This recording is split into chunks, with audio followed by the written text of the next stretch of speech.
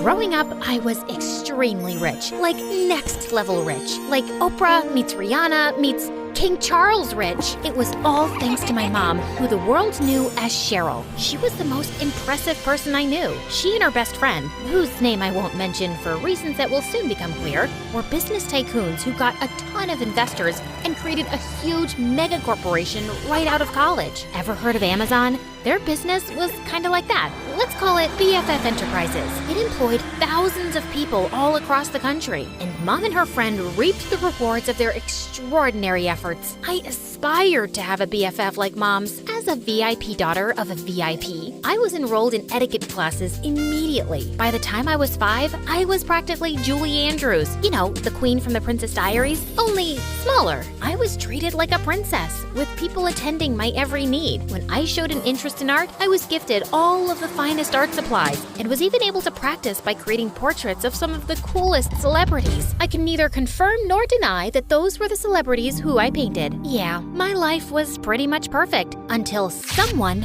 ruined everything. One day, there was a huge commotion next door at Mom's best friend's house. All of a sudden, the door swung open, and I was shocked to see Mom's bestie in handcuffs. It turned out she who must not be named, that's what I called her, had been stealing a ton of money from their company. Because of that, their business went under, and thousands of people lost their jobs. To make matters worse, an angry former employee was convinced that Mom must be to blame too. He put together a whole manifesto and brought Mom to court. Fortunately, Mom was declared innocent. I knew she always would be, of course. She who must not be named was proven guilty and sent to jail. The employee who had lodged a case against Mom ended up behind bars for defamation too. Mom's name was cleared, and she and I lived happily ever after. That's the end of my story. Thanks for tuning in. Just kidding. It got a whole lot worse from there. Even though she was innocent, the public knew Mom as the face of the company, and they were mad. Mom and I weren't exactly well-equipped to fight off an angry mob, so the government intervened for our safety,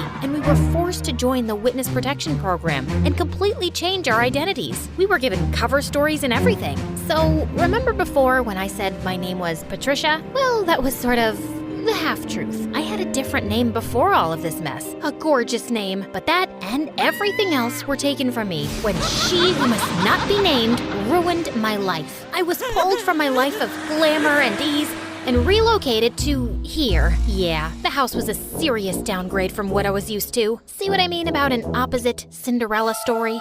I know this is different from what we're used to. At least we still have each other. One day, we'll live in a big mansion again. I hoped she was right. In the meantime, Mom set up security cameras everywhere. She was afraid someone would somehow find out who we were and try to break in and steal whatever valuables we had left. That fall, I started up at my new school. I thought it would be a breeze. I'd never had any problems making friends before in my fancy school, back when I had money. But here, everyone was staring at me as I walked in. I felt like a total fish out of water.